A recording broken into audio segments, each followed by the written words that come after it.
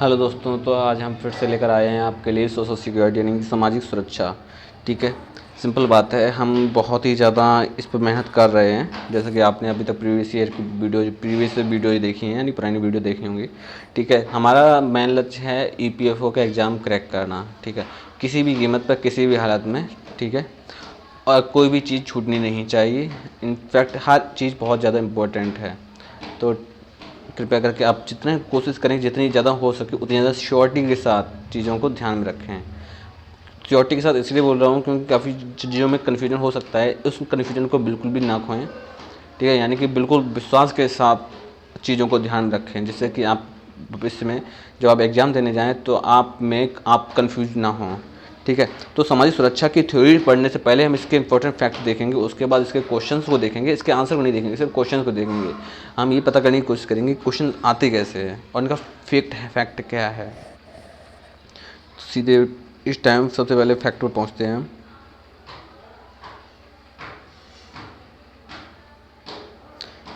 ये आपको याद कराने के लिए नहीं है, आपको बस समझाने के लिए है कि क्वेश्चन इस तरह से इसमें ये फैक्ट हैं, क्योंकि इन फैक्टों को दोबारा फिर से हम पढ़ेंगे, लेकिन ये बस थोड़ा सा रिवीजन देख लेते हैं। रिवीजन क्या है, इनको आपसे परिचित करा लेते हैं।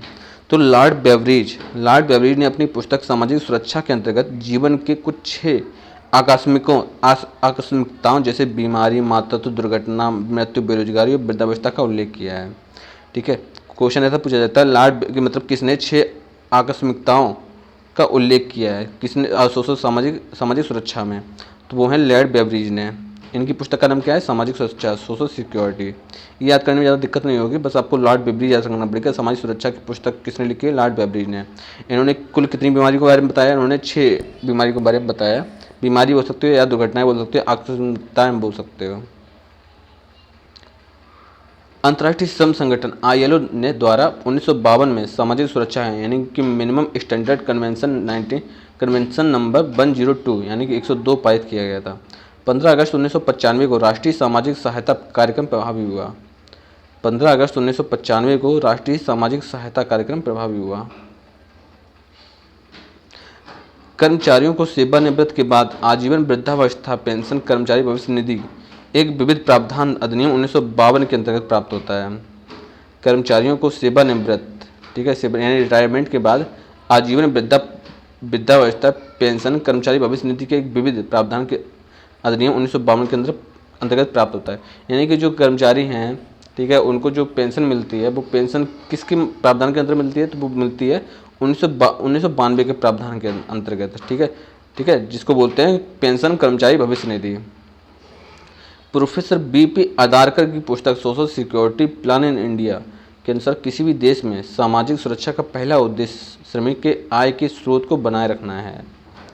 प्रोफेसर BP आदारकर की पुस्तक है, जिस पुस्तक का नाम है social security plan in India.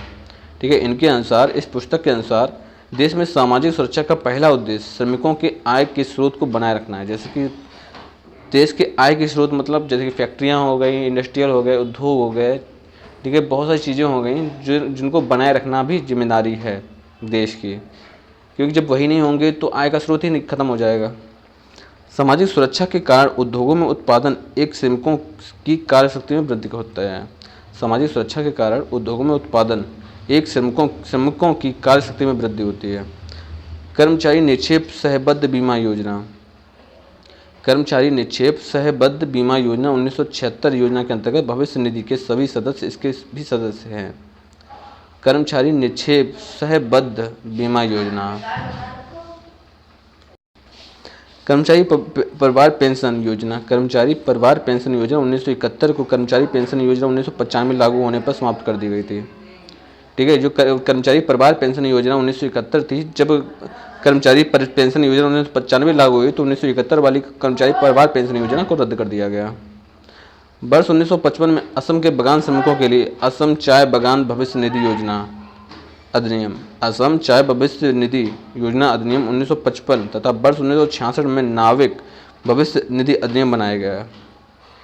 ठीक है, यानी कि असम के जो बागान श्रमिक हैं, ठीक है, जो बागान को देखते हैं, उनके लिए असम चाय बागान भविष्य निधि योजना और नाविक भविष्य निधि योजना, असम चाय बागान भविष्य निधि योजना 1955 में लाई गई थी और नाविक भविष्य निधि योजना 1966 में लाई गई थी। ठीक है, इन दोनों 1955 में, ठीक है, असम के लिए थी। देश के ग्रामीण क्षेत्रों में बेरोजगारों को रोजगार दिलाने तथा रोजगार नहीं उपलब्ध कराए जाने की स्थिति में बेरोजगारी भत्ता अनएम्प्लॉयमेंट अलाउंस दिलाने के उद्देश्य से 2005 में राष्ट्रीय ग्रामीण रोजगार गारंटी नरेगा बनाया गया। ठीक है, देश के ग्रामीण क्षेत्रों में बेरोजगारों को रोजगार दिलाने और रोजगार नहीं उपलब्ध हो जाने पर इनको बेरोजगारी भत्ता दिलाने के उद्देश्य से 2005 में राष्ट्रीय ग्रामीण रोजगार गारंटी अधिनियम नरेगा बनाया गया, जो 2 फरवरी 2006 को चरणबद्ध तरीके से लागू किया गया। अब इसका क्या नाम है? अब इसका नाम है मनरेगा। इसका नाम चेंज कर दिया गया है। बंधुआ श्रमिक प्रथा उन्मूलन। बंधुआ श्रमिक प्रथा उन्मूलन अधिनियम 1976 के लागू किया गया। ठीक है, बंधुआ श्रमिक प्रथा अधिनियम 1976 लागू किया गया, जिसके मतलब कोई बंधुआ श्रमिक कार्य बंधुआ नहीं बनाएगा। सामाजिक सुरक्षा से संबंधित राज्य के नीति निर्देशक तत्व यानी कि डीपीएसपी के अनुच्छेद 41 और 42 में सूचीबद्ध है। जो सामाजिक सुरक्षा कॉन्सेप्ट है वो डीपीएसपी में अनुच्छेद 41 और 42 में सूचीबद्ध है। संगठित क्षेत्र में कामगारों के लिए सामाजिक सुरक्षा 5 केंद्रीय अधिनियमों के अंतर्गत प्रदान की गई है। संगठित क्षेत्र में कामगारों के लिए सामाजिक सुरक्षा, ठीक है, सामाजिक सुरक्षा 5 केंद्रीय अधिनियमों के अंतर्गत प्रदान की गई, जिसके नाम थे ईएसआई अधिनियम और ईपीआर और एमपी और अधिनियम और कामगार क्षतिपूर्ति अधिनियम, मातृत्व लाभ अधिनियम और ग्रेच्युटी भुगतान समुदाय अधिनियम। सामाजिक सुरक्षा शब्द 1892 में अब्राहम इप्स्टेन ने दिया था। क्वेश्चन पूछा जाता है कि सामाजिक सुरक्षा शब्द 1892 में किसने दिया? तो अब्राहम इप्स्टेन ने 1892 में सामाजिक सुरक्षा शब्द का प्रयोग किया, जो कि अमेरिका के सामाजिक कल्याण आंदोलन से जुड़े थे। प्रसूति हित लाभ संबंध पहला केंद्रीय अधिनियम खान प्रसूति हित लाभ अधिनियम 1941 में लागू की गई। भारतीय दास अधिनियम 1843 में पारित किया गया। भारतीय दास अधिनियम 1843 में पारित किया गया। देश में सामाजिक सुरक्षा के क्षेत्र में पहला आधुनिक कदम कर्मकाज क्षतिपूर्ति अधिनियम 1923 था। ठीक है, देश में सामाजिक सुरक्षा के क्षेत्र में पहला आधुनिक कदम कर्मकाज क्षतिपूर्ति अधिनियम 1923 था। अक्टूबर 2014 में अपनाए गए पंडित दीनदयाल उपाध्याय श्रमिक समय विजयते कार्यक्रम के अंतर्गत भविष्य निधि के सदस्यों को पोर्टेबल और यूनिवर्सल अकाउंट नंबर, ठीक है, यूनिवर्सल अकाउंट नंबर यूएएन देने का प्रावधान किया है 2014 में। अब इनको क्वेश्चन को देख, सिर्फ क्वेश्चन को पढ़ेंगे, आंसर को नहीं। सामाजिक सुरक्षा व्यक्ति को विभिन्न आकस्मिकताओं से होने वाले आर्थिक संकट के विरुद्ध सुरक्षा प्रदान करता है। सामाजिक सुरक्षा व्यक्ति को विभिन्न आकस्मिकताओं में होने वाले आर्थिक संकट के विरुद्ध सुरक्षा प्रदान करता है। उसके लिए राष्ट्र की भुगतान क्षमता के अनुकूल न्यूनतम जीवन स्तर सुनिश्चित करती है। परिभाषा क्या है? भारतीय सामाजिक विश्वकोश, अंतर्राष्ट्रीय श्रम संगठन WH वाटिंगटन द्वारा और लॉर्ड विलियम बेवरेज द्वारा। निम्नलिखित में सामाजिक सुरक्षा की पद्धतियां हैं। सामाजिक बीमा, निम्नलिखित में सामाजिक सुरक्षा की पद्धतियां हैं। सामाजिक बीमा, सामाजिक सहायता, सामाजिक या असामाजिकता, सार्वजनिक या सामाजिकता। शाही श्रम आयोग, रॉयल कमीशन ऑन लेबर का गठन किस वर्ष किया गया? शाही श्रम आयोग, रॉयल कमीशन ऑन लेबर का गठन किस वर्ष किया गया? 1939 में, 1929 में, 1949 में, 1919 में। अंतर्राष्ट्रीय श्रम संगठन की स्थापना की गई थी। अंतर्राष्ट्रीय श्रम संगठन की स्थापना की गई थी प्रथम विश्व युद्ध की समाप्ति के बाद, प्रथम युद्ध की समाप्ति से पहले, द्वितीय विश्व युद्ध से पहले, या उपयोग में से कोई नहीं। तो इसका सही आंसर होगा, फिलहाल तो इसका आंसर नहीं देखेंगे। अंतर्राष्ट्रीय श्रम संगठन की स्थापना कब की गई थी? निम्नलिखित में से कौन सा सामाजिक सहायता कार्यक्रम का उदाहरण है? यानी ओल्ड एज असिस्टेंस और नेत्रहीनों की सहायता के लिए सामाजिक सुरक्षा सहायता, धनी परिवारों की सहायता के लिए, या स्थायी पूर्ण रूप से अशक्तों की सहायता के लिए। कर्मचारी पेंशन योजना किस वर्ष लागू की गई?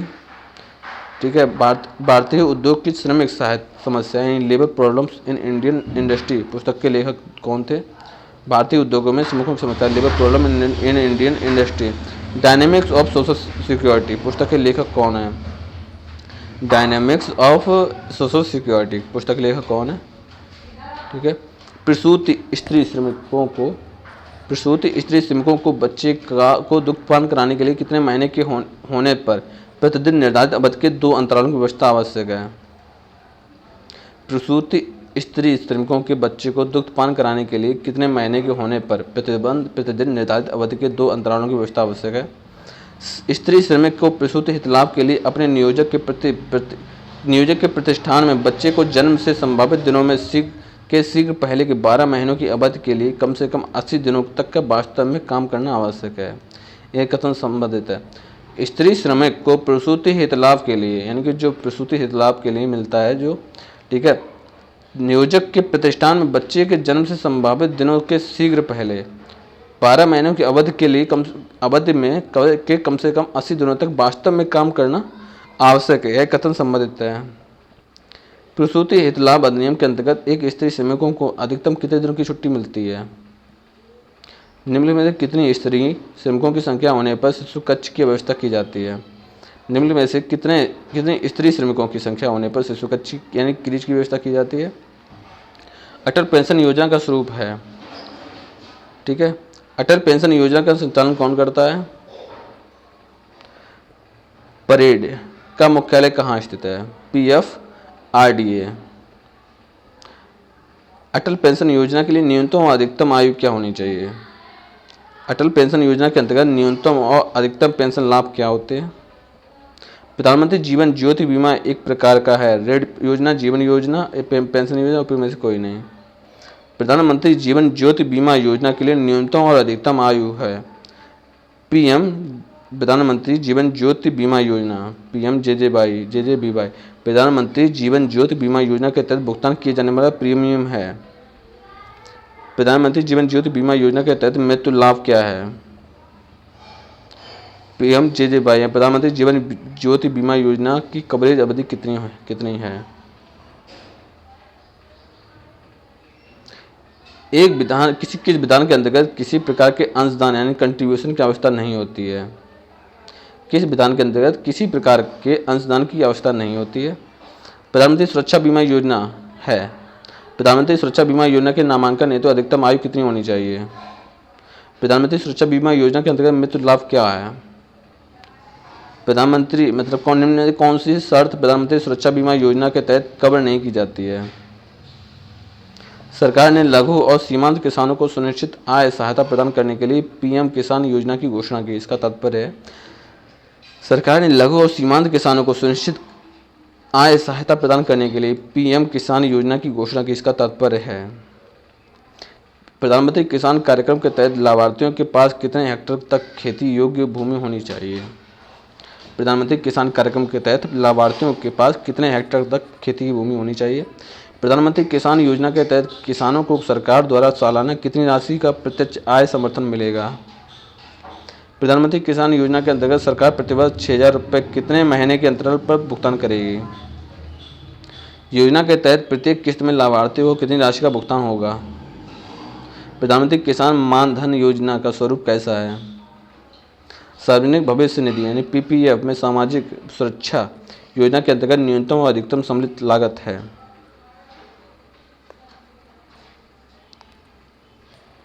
प्रधानमंत्री किसान मानधन योजना के अंतर्गत किसानों द्वारा 60 वर्षों तक देय राशि होगी। प्रधानमंत्री किसान मानधन योजना के अंतर्गत किसानों द्वारा 60 वर्षों तक देय राशि होगी। प्रधानमंत्री लघु व्यापारी योजना के अंतर्गत छोटे व्यापारियों और कारोबारियों को कितनी पेंशन प्रदान की जाएगी। प्रधानमंत्री लघु व्यापारी योजना के अंतर्गत लाभार्थियों की न्यूनतम अधिकतम आयु कितनी है। वित्तीय वर्ष 2019 से 20 के बजट में प्रधानमंत्री लघु व्यापारी मानधन के लिए प्रस्तावित राशि कितनी है। किस योजना के अंतर्गत PM गरीब कल्याण योजना 2020 प्रदान की गई थी। PM गरीब कल्याण योजना के अंतर्गत दिव्यांग, गरीब, वरिष्ठ नागरिक, विधवा इत्यादि को कितने रुपए की राशि 3 वर्षों तक देय होगी। PM गरीब कल्याण योजना के अंतर्गत दिव्यांग, गरीब, वरिष्ठ नागरिक, विधवा इत्यादि को कितने रुपए की राशि 3 वर्षों तक देय होगी। प्रधानमंत्री श्रम योजना मानधन योजना का उद्देश्य है। प्रधानमंत्री श्रम योजना मानधन योजना का उद्देश्य है प्रधानमंत्री श्रम योगी मानधन योजना के अंतर्गत प्रवेश आयु होनी चाहिए। प्रधानमंत्री श्रम योगी मानधन योजना के अंतर्गत 60 वर्ष की आयु प्राप्त करने के बाद लाभार्थी को मिलता है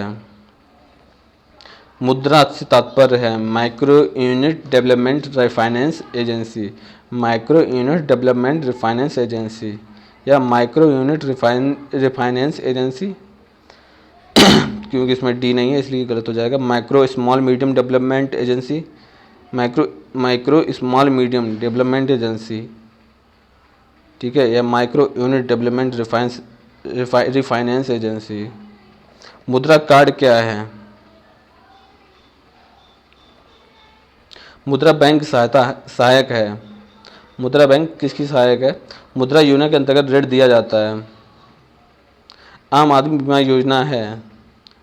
आम आदमी बीमा योजना के अंतर्गत किसके अंतर्गत अनुरक्षित है? प्रधानमंत्री जन आरोग्य योजना को किस नाम से जाना जाता है? आयुष्मान भारत। भारत की सबसे बड़ी राष्ट्रीय स्वास्थ्य सुरक्षा योजना किस नाम से लागू होती है? आयुष्मान भारत। जो आयुष्मान भारत कार्ड बन रहे हैं, ठीक है, अगर बाई चांस कोई बीमार हो जाता है तो उसके लिए उपचार की व्यवस्था, आयुष्मान भारत कार्ड। आयुष्मान भारत योजना निम्नलिखित में से केंद्रीय योजनाओं में किसके अंतर्गत आएगी? आयुष्मान भारत के लाभार्थियों के लिए योजना के तहत बीमा कवर है 5 लाख तक का। आयुष्मान भारत योजना के कार्यान्वयन के लिए राज्यों और केंद्रशासित प्रदेशों को एसएचए की आवश्यकता है। एसएचए का अर्थ है आयुष्मान भारत योजना के अंतर्गत कितने करोड़ लाभार्थियों को लक्षित करना है। आयुष्मान भारत योजना के अंतर्गत प्रक्रिया को कैशलेस बनाने हेतु किस संस्था के साथ साझेदारी की गई है? निम्न में से किन 2 योजनाओं को सम्मिलित कर आयुष्मान योजना बनाई गई? सामाजिक कल्याण बोर्ड की स्थापना कब हुई है? यानी केंद्रीय समाज कल्याण बोर्ड की स्थापना कब हुई है? प्रधानमंत्री आवास योजना ग्रामीणों के बारे में निम्न में से कौन सा कथन सत्य है? मातृत्व यानी प्रसूति हित लाभ अधिनियम 1961 के किस धारा के अंतर्गत लाभ किया जाता है? निम्न में से कौन सा अटल पेंशन योजना के अंतर्गत नहीं आते हैं? अटल पेंशन योजना के अंतर्गत नहीं आते हैं। प्रधानमंत्री गरीब कल्याण योजना के अंतर्गत मनरेगा मजदूरी की राशि में वृद्धि की गई है। प्रधानमंत्री गरीब कल्याण योजना के अंतर्गत आने वाली सभी ग्राहक जैसे गृहस्थ, दिव्यांग, विधवा, मनरेगा मजदूर तथा जनधन योजना के तहत आने वाली सभी किसानों को राशि देय होगी। ठीक है, तो हमने क्वेश्चन देखे हैं इन सब के। अब आपको समझ में आ चुका होगा कि क्वेश्चन किस तरह से पूछे जाएंगे सामाजिक सुरक्षा से। अब शुरू करते हैं पर्चर से। ठीक है, अंतर्राष्ट्रीय श्रम संगठन यानी ILO के अनुसार सामाजिक सुरक्षा किसी समाज में वहाँ के उपयुक्त संगठनों द्वारा उन व्यक्तियों को प्रदान की जाती है कि जो कुछ जोखिम जैसे बीमारी, दुर्घटना, मृत्यु, मातृत्व, बुढ़ापा, बेरोजगारी इत्यादि से पीड़ित हों। ठीक है, यानी कि जो ILO यानी कि अंतर्राष्ट्रीय श्रम संगठन है, इसके अनुसार सामाजिक सुरक्षा किसी समाज में वहाँ के उपयुक्त संगठनों द्वारा उन व्यक्तियों को प्रदान की जाती है जहाँ पर कुछ जोखिम भरे कामों जैसे बीमारी हो गया, दुर्घटना हो गया, मातृत्व, बुढ़ापा, बेरोजगारी इत्यादि से पीड़ित हो, वहाँ पर सामाजिक सुरक्षा करती है अंतर्राष्ट्रीय श्रम संगठन। अंतर्राष्ट्रीय श्रम संगठन, अब इसको आगे देखते हैं। सामाजिक सुरक्षा को स्पष्ट रूप से अंतर्राष्ट्रीय श्रम संगठन तथा संयुक्त राष्ट्र सम्मेलन में एक बुनियादी मानवाधिकार के रूप में प्रभावित किया है। इसका मुख्यालय अंतर्राष्ट्रीय श्रम संगठन का मुख्यालय कहाँ है? जिनेवा में। ठीक है, UN एक बुनियादी मानवाधिकार ह्यूमन राइट्स के रूप में प्रभावित करता है, जो स्वास्थ्य, पेंशन और बेरोजगारी सुरक्षा के साथ साथ कर, वित्त, सामाजिक लाभ यानी कि टैक्स, फाइनेंस, सोशल बेनिफिट्स पर आधारित है।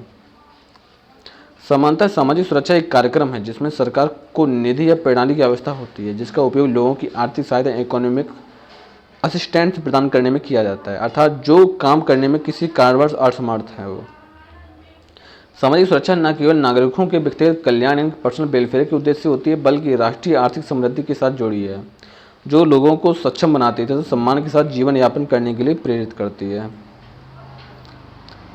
यह आर्थिक प्रगति में भी योगदान देती है क्योंकि प्रभावी सामाजिक सुरक्षा नीति श्रम सुरक्षा कानून, चिकित्सा सुविधाएं और बेरोजगारी लाभ सामाजिक लागत प्रदान करने और कुशल श्रम क्षमता की सुरक्षा में अत्यधिक महत्वपूर्ण भूमिका निभाते हैं। भारत में श्रम कानूनों को सरल और तर्कसंगत बनाने हेतु श्रम और रोजगार मंत्रालय ने व्यापक सामाजिक सुरक्षा को नियंत्रित करने वाले व्यापक कानून यानी सामाजिक सुरक्षा कोड 2017 जो कि दूसरे राष्ट्रीय श्रम आयोग 2002 की सिफारिश और अंतर्राष्ट्रीय श्रम संगठन अधिवेशन 102 के अनुरूप बनाया गया है। सामाजिक सुरक्षा के उद्देश्य देखते हैं। सामाजिक सुरक्षा के उद्देश्य क्षतिपूर्ति, पुनर्स्थापना और रोकथाम। सामाजिक सुरक्षा के उद्देश्य देखते हैं। क्षतिपूर्ति में क्या उद्देश्य है? यह आकस्मिकता की अवधि के दौरान विचार के आधार पर आय की सुरक्षा सुनिश्चित करता है। यानी कि जब कोई आकस्मिक जो चीज़ घट जाती है उस अवधि के दौरान विचार के आधार पर आय जो इनकम है उसकी सुरक्षा सुनिश्चित करती है। पुनर्स्थापना, इसका अर्थ बीमारी के इलाज के बाद पुनः पहले जैसी स्थिति में स्थापना करना है। संक्षेप में क्षतिपूर्ति का ही विस्तार है। जैसे कि इलाज के बाद पहले जैसा स्थिति में स्थापना करना ये है पुनर्स्थापना। रोकथाम, यह रोक उपाय बीमारी, रोजगार तथा आय अवरोध होने के कारण उत्पादक क्षमता के नुकसान से बचने के लिए है। सामाजिक सुरक्षा की पद्धति या तरीके नहीं, सिस्टम और मेथड्स ऑफ सोशल सिक्योरिटी। सामाजिक सुरक्षा की पद्धतियों को 3 प्रकार से वर्गीकृत किया गया है। सामाजिक सुरक्षा की पद्धतियों को 3 प्रकार से वर्गीकृत किया गया है। सामाजिक बीमा, साप्ताहिक सामाजिक सहायता और सामाजिक सेवा। सामाजिक बीमा, सामाजिक सहायता और सामाजिक सेवा।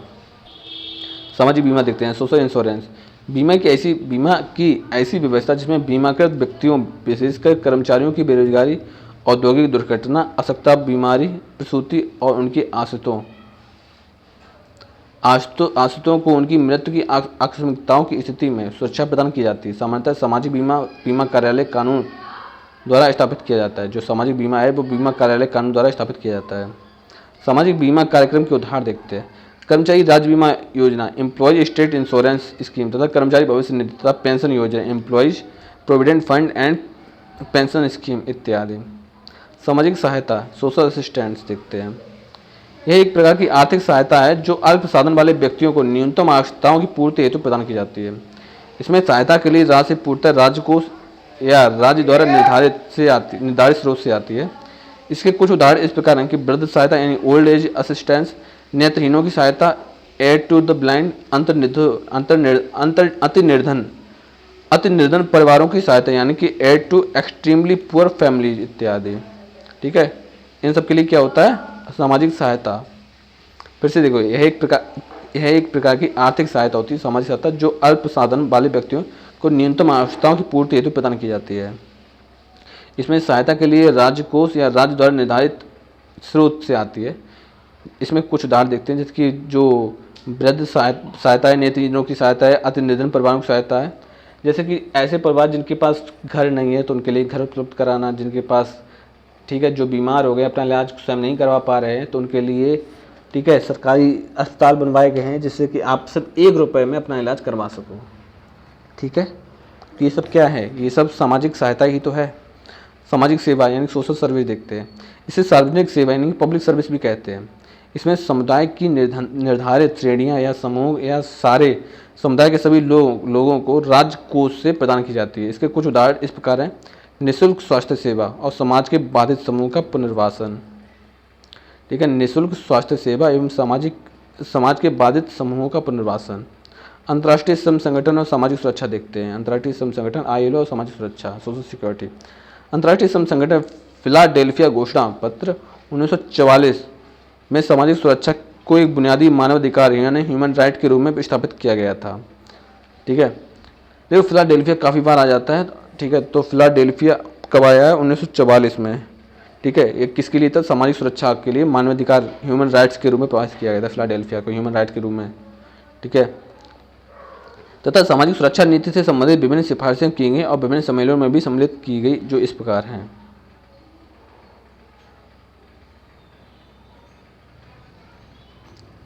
सामाजिक सुरक्षा यानी न्यूनतम मानक सम्मेलन 1952।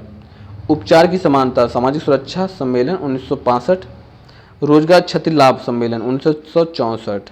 रोजगार क्षति लाभ सम्मेलन the employment injury benefit convention 1964। अशक्त वृद्धावस्था उत्तरजीविता लाभ सम्मेलन 1967। चिकित्सा मामले और बीमारी लाभ सम्मेलन 1969। चिकित्सा मामले और बीमारी लाभ सम्मेलन 1969। सामाजिक सुरक्षा अधिकारों का रखरखाव सम्मेलन 1982।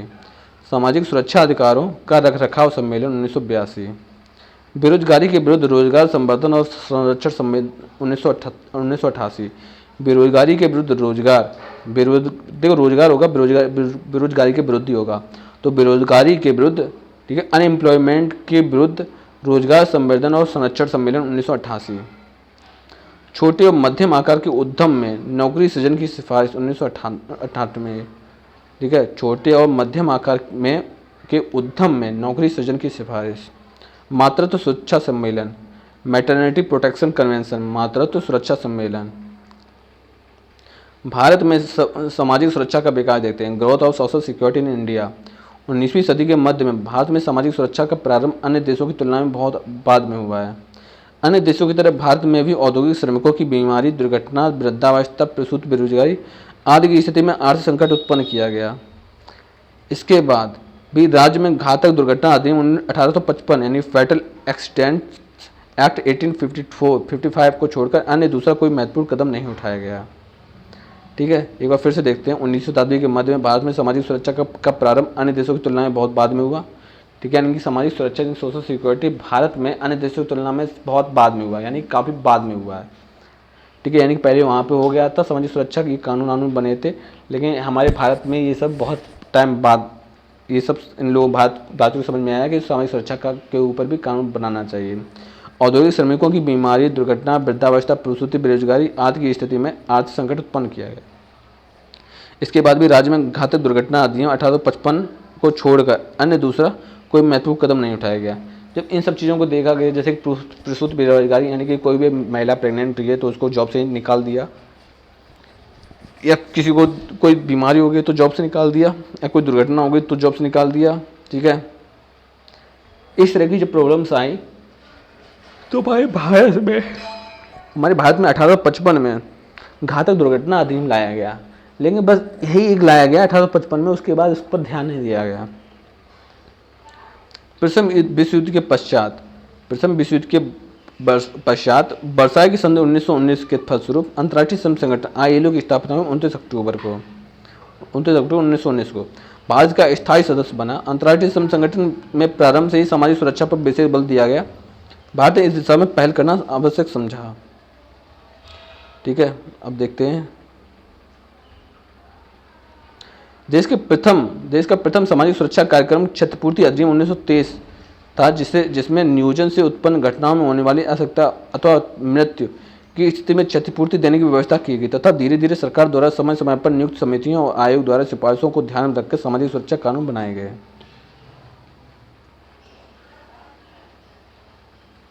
अब देखते हैं इन सब चीज़ों को। भारत में सामाजिक सुरक्षा के विकास में निम्नलिखित समितियों और आयोग की भूमिका अग्रणी रही है। भारत में सामाजिक सुरक्षा के विकास के लिए निम्नलिखित समितियों और आयोग की भूमिका अग्रणी रही है, जैसे शाही श्रम आयोग 1929, रॉयल कमीशन ऑन लेबर 1929, काफ़ी बार देख चुके हैं।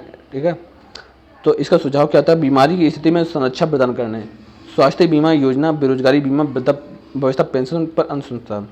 कानपुर श्रमिक जांच समिति, स्वास्थ्य बीमा योजना, बेरोजगारी में भुगतान, उत्पादन योजना, वृद्धावस्था के लिए भविष्य निधि योजना का सुझाव।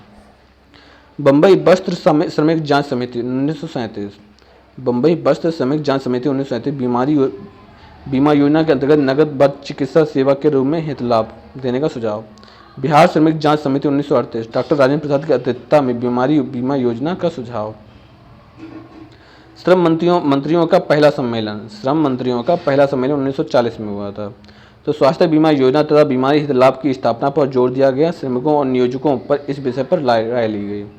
श्रम मंत्रियों का दूसरा सम्मेलन 1941 में हुआ। श्रम मंत्रियों का दूसरा सम्मेलन 1941 में हुआ। श्रमिक और नियोजक बीमारी बीमा योजना के लिए सहमत हो गए और योजना का प्रारूप तैयार हुआ। श्रम मंत्रियों का दूसरा सम्मेलन 1941 में, पहला सम्मेलन 1940 में। देखो, श्रम मंत्रियों का पहला सम्मेलन 1940 में, दूसरा सम्मेलन 1941 में। पहले सम्मेलन में स्वास्थ्य बीमा योजना बीमारी हित लाभ नीति की स्थापना पर जोर दिया गया और श्रमिकों और नियोजकों में इस विषय पर राय ली गई। और दूसरे सम्मेलन में श्रमिकों और नियोजक बीमारी बीमा योजना के लिए सहमत हो गए और योजना का प्रारूप तैयार किया। श्रम मंत्रियों का तीसरा सम्मेलन 1942 में हुआ। बीमारी बीमा योजना का प्रयोग केवल वस्त्र, जूट मिल तथा भारी इंजीनियरिंग उद्योगों में लागू करने का प्रस्ताव रखा गया। प्रोफेसर आधारकर की रिपोर्ट तथा स्वास्थ्य बीमा योजना का प्रारंभ देखते हैं। स्वास्थ्य बीमा योजना के अंतर्गत वैसे श्रमिकों को रखा गया जिनकी अधिकतम मजदूरी 200 रुपये प्रतिमाह से अधिकतम 60 वर्ष थी। 200 रुपये प्रतिमाह और अधिकतम उम्र 60 वर्ष थी। प्रसूति बीमा का सुझाव दिया गया। कर्मचारी राज्य बीमा अधिनियम 1948 में पारित किया गया, जिसके अंतर्गत बीमारी हित लाभ, प्रसूति हित लाभ, असक्ता हित लाभ, आश्रित हित लाभ, चिकित्सा हित लाभ इत्यादि उपलब्ध हुए। भविष्य निधि पेंशन भविष्य निधि एवं पेंशन योजना का विकास देखते हैं।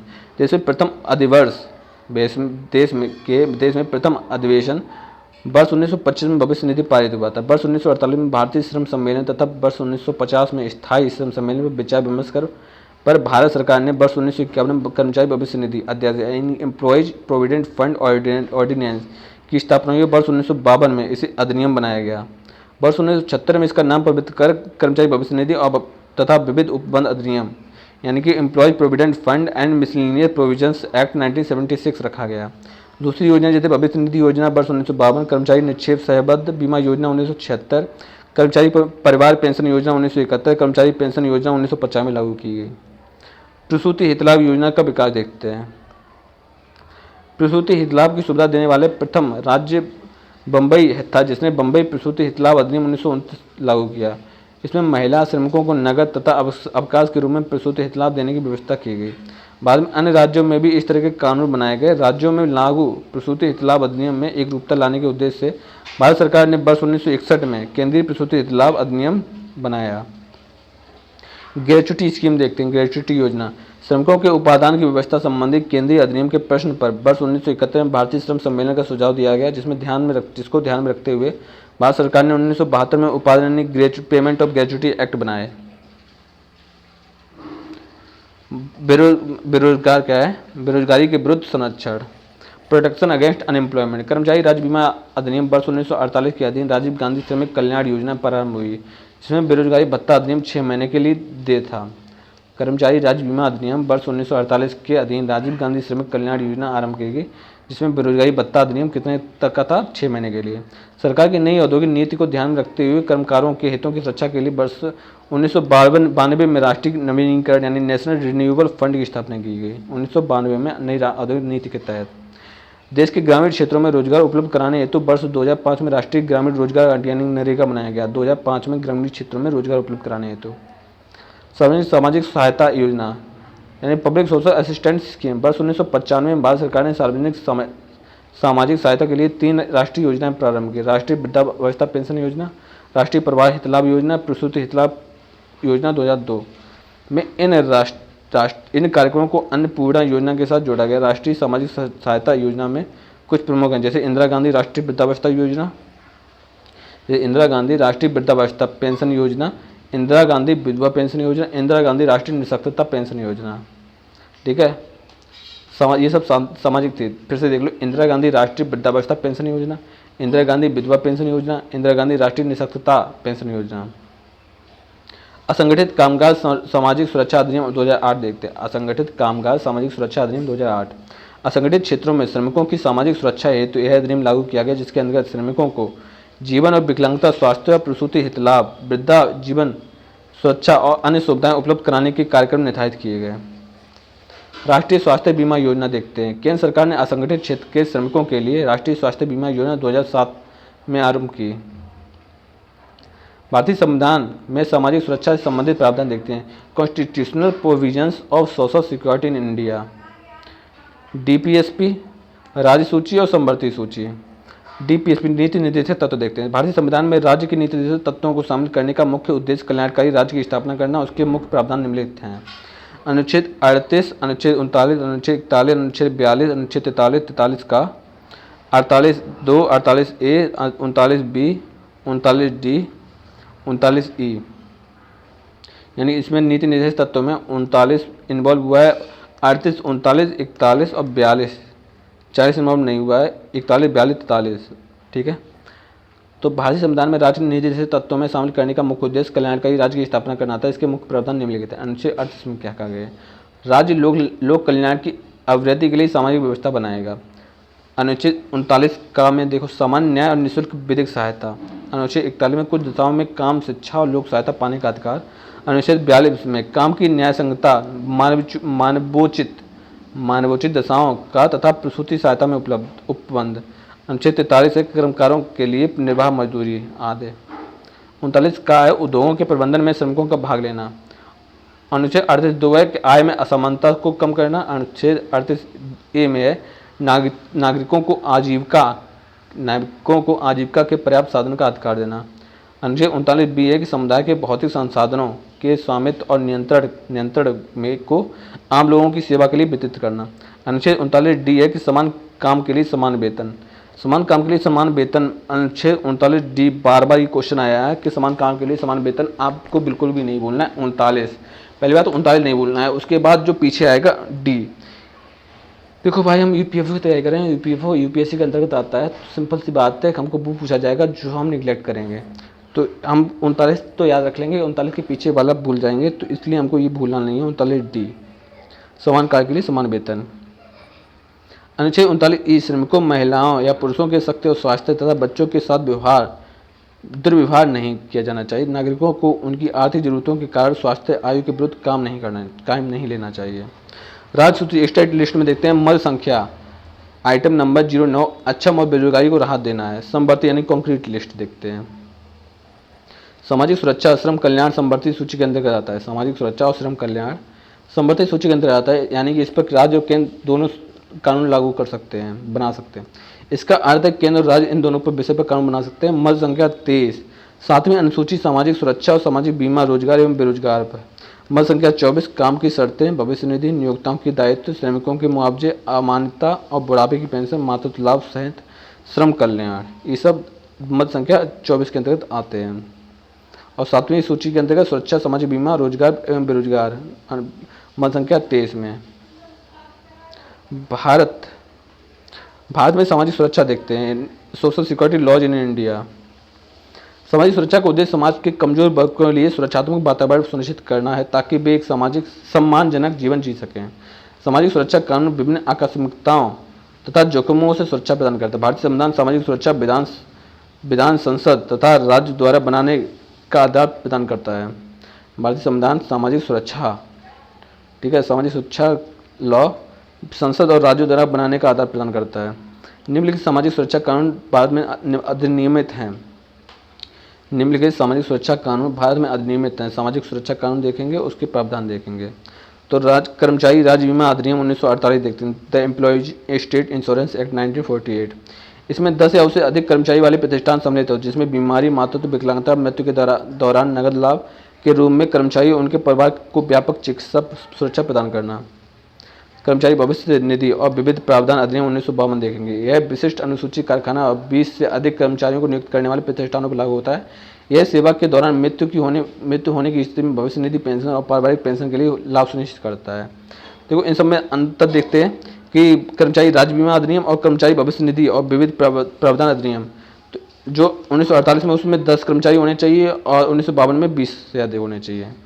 कर्मचारी क्षतिपूर्ति अधिनियम 1923, इस अधिनियम के अंतर्गत मृत्यु, विकलांगता, रोजगार संबंधित चोट आदि मामलों में काम करने वाले या उसके परिवार को क्षतिपूर्ति देने का प्रावधान किया जाता है। कर्मकार क्षतिपूर्ति अधिनियम 1923। उपादान संदाय अधिनियम 1972, यानी पेमेंट ऑफ ग्रेच्युटी एक्ट 1972। किसी प्रतिष्ठान में कम से कम 10 कर्मचारी हों तथा उनमें 5 वर्ष से अधिक की अवधि तक निरंतर सेवा की हो, उपरांत अधिवर्षता कार्य पद से हटे हों या सेवानिवृत्त हुए हों या फिर से पद से त्याग दिया हो या निःशक्तता कार्य करने में असमर्थ या मृत्यु हो गई हो, ऐसी स्थिति में उपादान का संदाय किया जाता है, यानी ग्रेच्युटी दी जाती है। अनुबंधन श्रम नियमन और उन्मूलन अधिनियम 1970। इसका उद्देश्य अनुबंधन श्रम के शोषण को रोकने और काम की बेहतर स्थिति पेश करने के लिए एक मजदूर को अनुबंधन के रूप में किसी संगठन के काम के संबंध में अनुबंधक द्वारा नियोजित किया जाता है। कारखाना अधिनियम 1948। कारखाना अधिनियम का उद्देश्य उद्योगों में श्रमिकों की सुरक्षा, समाज कल्याण, स्वास्थ्य कल्याण, सामाजिक प्रबंधनों को सुनिश्चित करना है। भवन अब अन्य निर्माण श्रमिक, यानी रोजगार एवं सेवा शर्त विनिमय अधिनियम 1966। इस विधान में रोजगार और सेवा शर्तों ग्रामीण सेवा शर्तें निर्माण श्रमिकों के लिए सुरक्षा एवं स्वास्थ्य संबंधी उपायों के लिए राज्य स्तर पर कल्याण कोष आदि का प्रावधान करना है। गोदी श्रमिक रोजगार नियमन अधिनियम 1948। Dock workers regulation of employment 1948। यह अधिनियम गोदी श्रमिकों के कल्याण के लिए लागू किया जाता है। यह अधिनियम बड़े बंदरगाहों से संबंधित कानून के लिए केंद्र सरकार का अधिकार देता है। यह बंदरगाह के लिए राज्य सरकार को, ताकि रोजगार में नियमित और गोदी श्रमिकों के पंजीकरण के लिए कानून बनाए जा सके। गोदी श्रमिक होते हैं डॉक वर्कर, डॉक वर्क्स को होते हैं, इसको आया डॉकयार्ड से, डॉकयार्ड का हिंदी में बोलते हैं बंदरगाह, ठीक है। तो ये बंदरगाहों से रिलेटेड होते हैं। न्यूनतम मजदूरी एक्ट 1948, यानी मिनिमम वेजेज एक्ट 1940 असंगठित क्षेत्र में श्रमिकों को न्यूनतम मजदूरी तय करना, समीक्षा करना, अनुसूचित कर्मकार यानी शेड्यूल एम्प्लॉयड के अंतर्गत न्यूनतम मजदूरी तय करना जहां श्रमिक असंगठित रूप से कार्य करते हैं।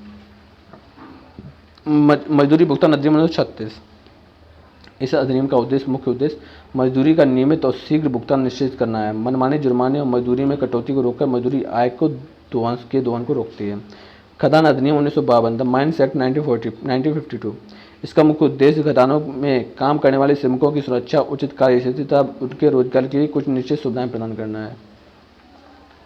अंतर्राज्यीय प्रवासी श्रमिक रोजगार नियमन और सेवा की शर्तें अधिनियम 1979। यह अधिनियम अंतर्राज्यीय प्रवासी श्रमिकों के रोजगार तथा सेवा की शर्तों को विनियमन करने के लिए लागू किया जाता है। इसके अंतर्गत स्थानीय श्रमिकों के समान ही प्रवासी श्रमिकों को लाभ जैसे वेतन दर, छुट्टी, कार्य और दूसरी सेवा शर्तें आदि का प्रावधान है। राष्ट्रीय ग्रामीण रोजगार गारंटी योजना यानी कि नरेगा 2005 इसके अंतर्गत 100 दिनों का वैतनिक रोजगार 1 वर्ष में प्रदान करना है। यह अधिनियम ग्रामीण क्षेत्रों में के किसी भी वयस्क पर लागू हो सकता है जो अकुशल शारीरिक कार्य कर सकते हैं। मातृत्व प्रसूति लाभ अधिनियम 1961 यानी मैटरनिटी बेनिफिट एक्ट 1961। देश में उद्योगों के विस्तार और विकास के साथ साथ महिला श्रमिकों की भागीदारी बढ़ी है। महिला श्रमिकों के पेशा में विशेष संरक्षा जैसे छुट्टी, आर्थिक सहायता, नकद हितलाभ, नौकरी की सुरक्षा और चिकित्सीय सुविधाएं इत्यादि की व्यवस्था होती है। सबसे पहले हितलाभ अधिनियम विभिन्न राज्यों में लागू किया गया है। सन 1961 में प्रसूति हितलाभ अधिनियम में एकरूपता लाने के लिए केंद्र सरकार ने केंद्रीय प्रसूति हितलाभ अधिनियम बनाया था। लॉर्ड बेवरेज ने अपनी पुस्तक सामाजिक सुरक्षा के अंतर्गत लिखा है कि मातृत्व यानी मैटरनिटी भी एक प्रकार का असमिकता है जिसमें कार्यकारी महिलाओं को समक्ष आर्थिक बाधा की स्थिति उत्पन्न की जाती है। वह महिला अपने को असुरक्षित महसूस करने लगती है। अतः इस स्थिति में भी दी जाने वाली सहायता या सुरक्षा को सामाजिक सुरक्षा कहा जाता है। ये किसने कहा था? ये लॉर्ड बेवरेज ने कहा था। मातृत्व हितलाभ अधिनियम 1961 देखते हैं। इस अधिनियम में मुख्य प्रावधान निम्नलिखित हैं। योग्यता शर्तें धारा 5(2) एलिजिबिलिटी कंडीशन। यदि कोई महिला अपने मातृत्व की संभावित तिथि में 1 वर्ष पूर्व की अवधि से संस्थान में कम से कम 80 दिनों तक कार्य किया हो तो उस स्थिति में मातृत्व लाभ यानी मैटरनिटी बेनिफिट प्राप्त करने की हकदार मानी जाएगी। लाभ प्राप्त करने की विधि धारा 6 प्रोसीड्यूर टू गेट बेनिफिट्स। यदि कोई महिला मातृत्व की स्थिति में लाभ प्राप्त करना चाहती है तो इस संबंध में महिला द्वारा एक आवेदन अपने नियोजक को देना आवश्यक हो। साथ ही किसी चिकित्सीय पदाधिकारी का प्रमाण पत्र संलग्न हो तथा आवेदन के में प्रसव की तिथि एक नामित व्यक्ति का नाम होना चाहिए। नॉमिनी व्यक्ति का नाम होना चाहिए। लाभ की राशि धारा 5(1) अमाउंट ऑफ बेनिफिट्स। मातृत्व, गर्भपात, बांधेकरण इत्यादि के लिए प्राप्त छुट्टी के दौरान महिलाओं को विगत 3 माह के दैनिक औसत मजदूरी की दर से भुगतान किया जाता है। मातृत्व लाभ की स्थिति में भुगतान की जाने वाली मजदूरी की राशि 10 रुपये से कम या उस कार्य के लिए न्यूनतम मजदूरी दर सरकार द्वारा निर्धारित हो। लाभ की प्रकृति धारा 5, 3, 6 और 7 नेचर ऑफ बेनिफिट्स।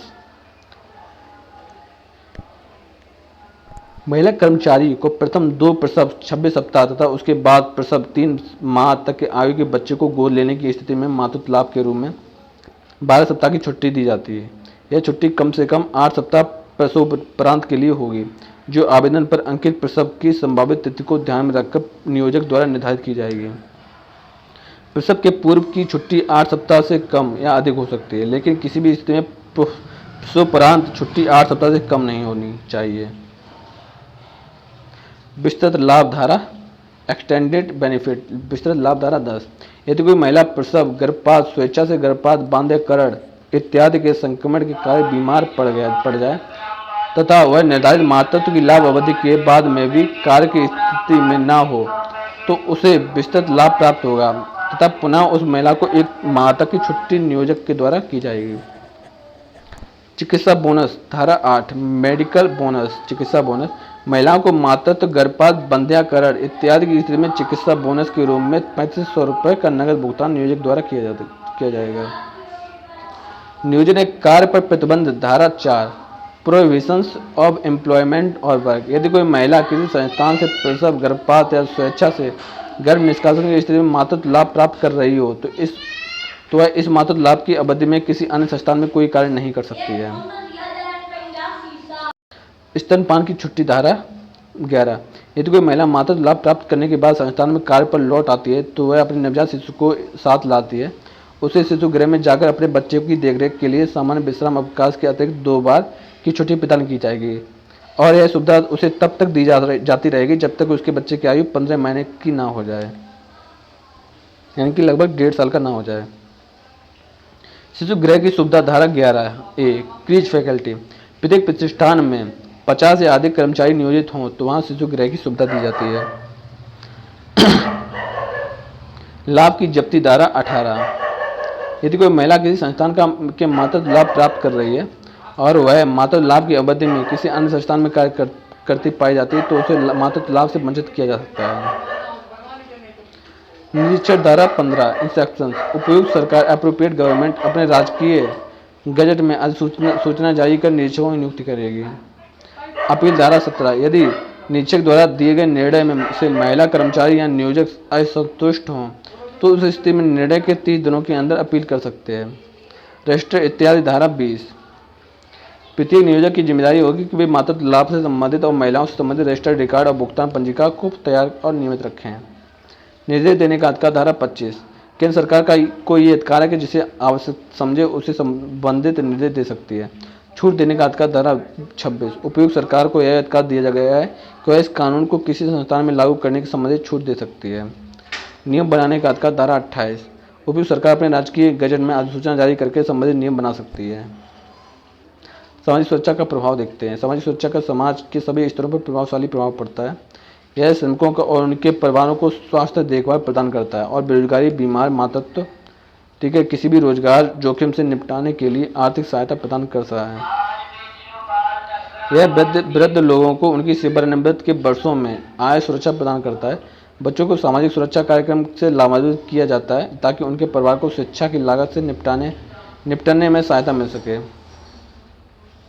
कर्मचारियों और उद्यमों के लिए सामाजिक सुरक्षा एक स्थिर श्रम संबंधों उत्पादक कार्यबल को बनाए रखने में मदद करती है।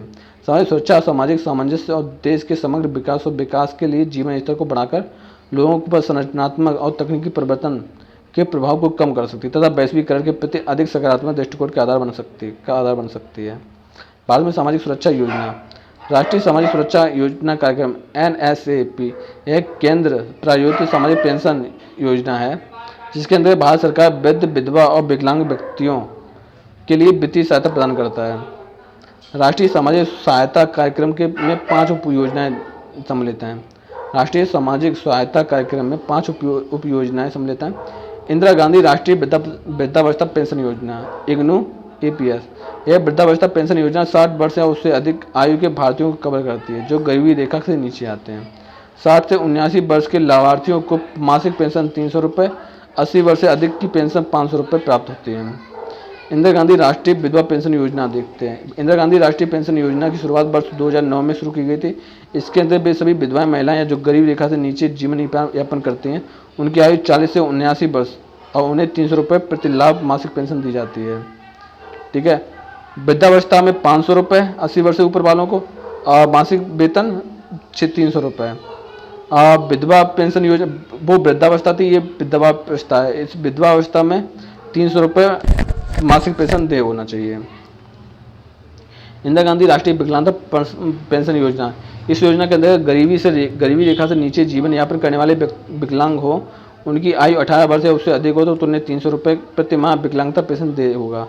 ऐसे व्यक्ति जो विकलांग गरीबी रेखा से नीचे जीवन यापन करते हैं उनकी आयु 80 वर्ष से हो रही है तो उन्हें भी 500 रुपये विकलांग पेंशन मिलेगा। सेम प्रोसेस वृद्धावस्था वाला सीन है। राष्ट्रीय पारिवारिक लाभ योजना NFBC। इस योजना के अंतर्गत ऐसे व्यक्ति जो परिवार का भरण पोषण करता है जिसकी आयु 18 से 64 वर्ष हो, उसकी मृत्यु की स्थिति में उसके परिवार को 20,000 रुपये की सहायता राशि प्रदान की जाएगी। अन्नपूर्णा योजना। इस योजना के अंतर्गत वरिष्ठ नागरिकों को खाद्य सुरक्षा यानी फूड सिक्योरिटी की व्यवस्था को पूरा करने हेतु 10 किलो मुफ्त चावल और गेहूँ दिया जाता है।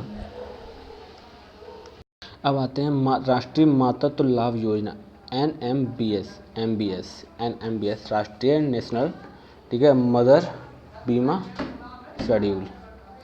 इस योजना के अंतर्गत 19 वर्ष से अधिक आयु की गरीबी रेखा से नीचे की महिलाओं को पहले 2 जीवित बच्चों की स्थिति में प्रसव पूर्व एवं प्रसवोत्तर 6,000 रुपये की आर्थिक सहायता प्रदान की जाएगी। देखो, जो हमारे भारत में जो लड़कियों की शादी की उम्र मानी गई है 18 वर्ष से ऊपर की, ठीक है, 19 वर्ष से अगर अधिक आयु है, तो अब ऐसी महिलाएं जो 2 जीवित बच्चों की स्थिति में प्रसव पूर्व या प्रसव के उपरांत 6,000 रुपये की सहायता प्रदान की जाएगी।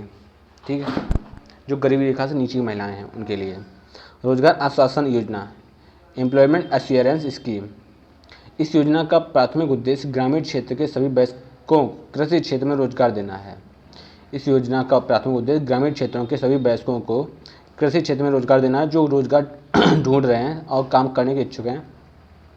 इसका दूसरा उद्देश्य है कि निरंतर रोजगार और विकास के लिए सामुदायिक, सामाजिक और आर्थिक संपत्ति का निर्माण करना है। राष्ट्रीय पेंशन योजना, नेशनल पेंशन स्कीम देखते हैं। राष्ट्रीय पेंशन योजना सरकार द्वारा प्रायोजित पेंशन योजना, इसे जनवरी 2004 में सरकारी कर्मचारियों के लिए बनाया गया था। इसके पश्चात इस योजना के सभी वर्गों के लिए विस्तारित कर दिया गया था। इसके अंतर्गत कोई व्यक्ति अपने कार्य जीवन में नियमित रूप से पेंशन खाते में योगदान कर सकता है तथा सेवा मुक्त के बाद नियमित आय प्राप्त करने के लिए उसका उपयोग कर सकता है। लेकिन अब ये राष्ट्रीय पेंशन योजना खत्म कर दी गई है। जननी सुरक्षा योजना JSY, यह एक केंद्र प्रायोजित योजना है जिसके अंतर्गत राष्ट्रीय स्वास्थ्य मिशन गरीब गर्भवती महिलाओं के बीच संस्थागत प्रसव को बढ़ावा देकर मातृ और नवजात मृत्यु दर को कम करता है।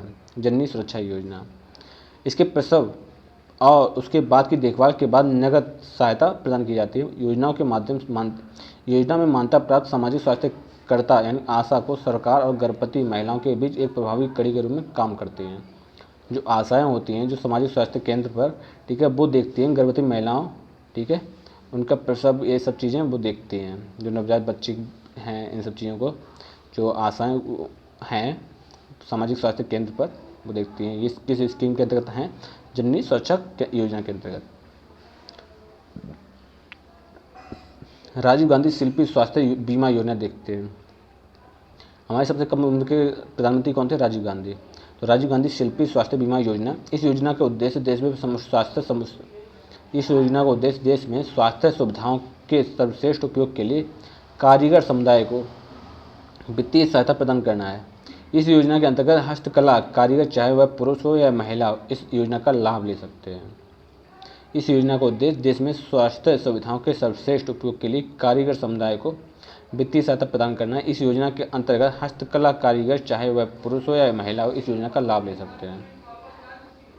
आम आदमी बीमा योजना, यह भारत सरकार की सामाजिक सुरक्षा योजना है जिसे भारतीय जीवन बीमा निगम life insurance corporation of India के माध्यम से प्रकाशित किया जाता है।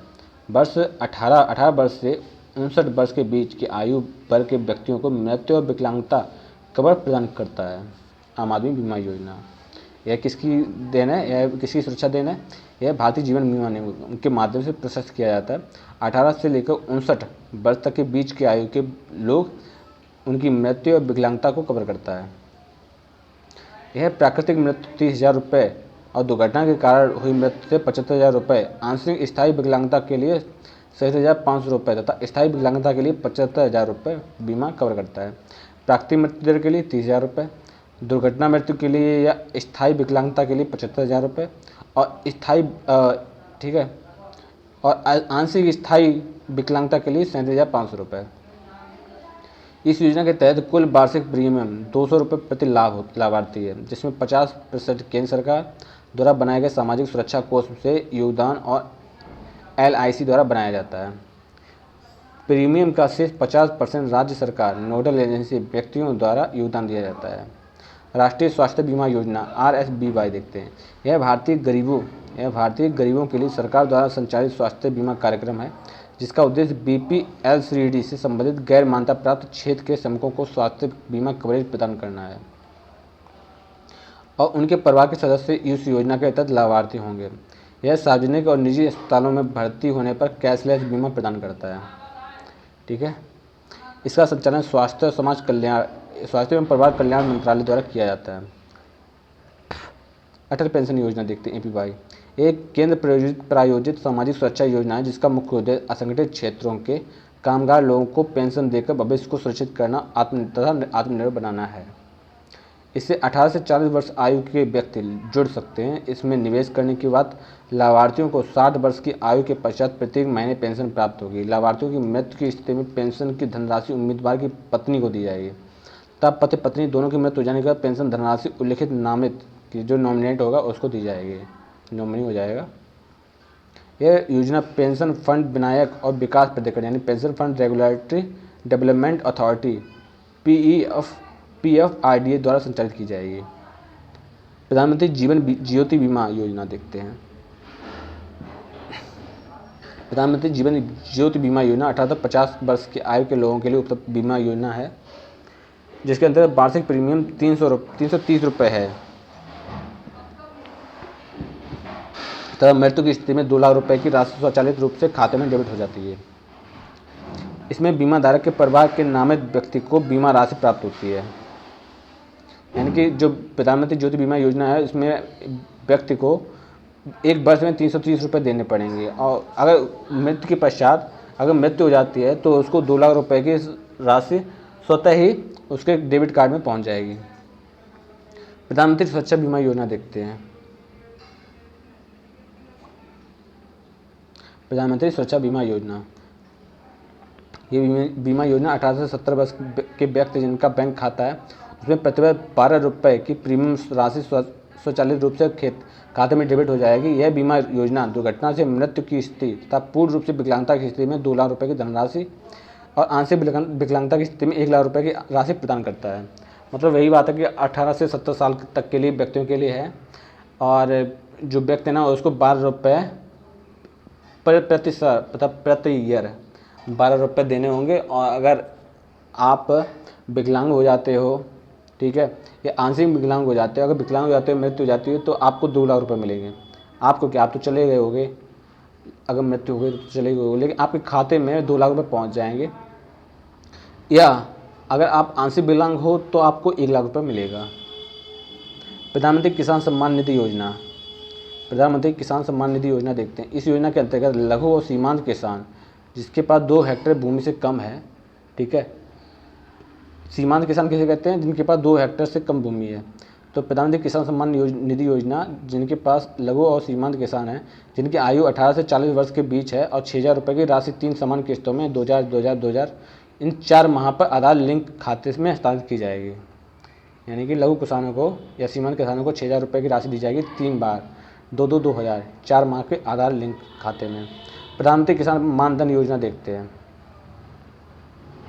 इस योजना के अंतर्गत लघु और सीमांत किसान जिनका 2 हेक्टेयर से कम है, 2 हेक्टेयर से कम भूमि वाली जिनकी आयु 18 वर्ष से 40 वर्ष है, उन्हें 55 रुपये और 200 रुपये मासिक प्रीमियम यानी उम्र के आधार पर बैंक में जमा करने होंगे। पर 60 वर्ष की आयु के पश्चात 3,000 रुपये की मासिक पेंशन दे होगी, ठीक है, 3,000 रुपये मिलेंगे। अगर व्यक्ति 18 वर्ष से 40 वर्ष के बीच में है और वह, ठीक है, 18 से लेकर 40 वर्ष के बीच में है और वह अगर वो रिटायर होता है तो 3,000 रुपये प्रति, ठीक है, 3,000 ईयर पर मंथ उनको पेंशन मिलेगी। इस योजना के लिए भारतीय जीवन बीमा निगम LIC को बीमा करता इंश्योरर नियुक्त किया जाएगा। प्रधानमंत्री लघु व्यापारी मानधन योजना देखते हैं। इस योजना के अंतर्गत सभी दुकानदार, खुदरा व्यापारी, स्वनियोजित व्यक्ति को 60 वर्ष की आयु प्राप्त करने के बाद 3,000 रुपये प्रतिमाह न्यूनतम मासिक पेंशन दे होगा।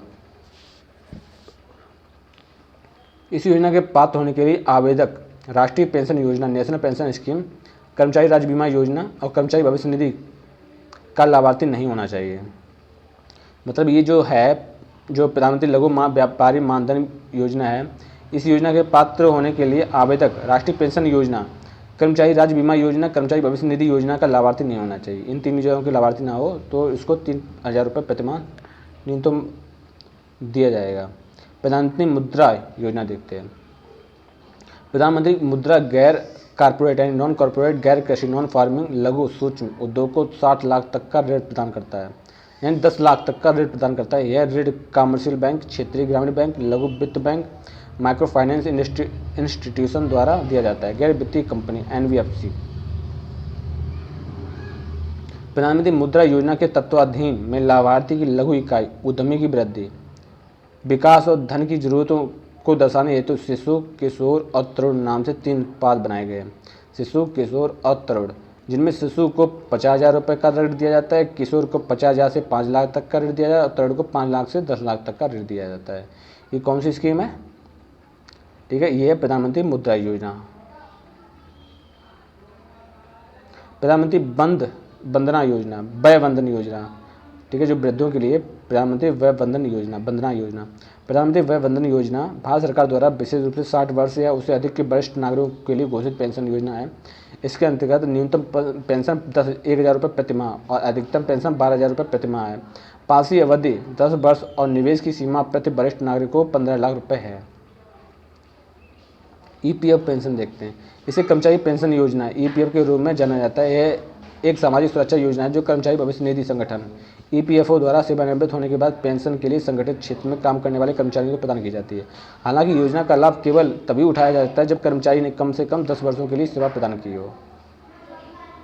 कर्मचारी राज्य बीमा योजना देखते हैं। कर्मचारी राज्य बीमा योजना कर्मचारी राज्य बीमा अधिनियम में सन्निहित सामाजिक बीमा का एक एकीकृत उपाय है। यह कर्मचारियों को राज्य बीमा अधिनियम 1948 में प्रवासित घटनाओं के प्रभाव के विरुद्ध कर्मचारियों को सुरक्षा कार्य को पूरा करने के लिए बनाया गया है। यह कर्मचारियों की बीमारी, मातृत्व, अपंगता, मृत्यु और बीमाकृत व्यक्तियों और उनके परिवार को चिकित्सा सुविधा प्रदान करना है।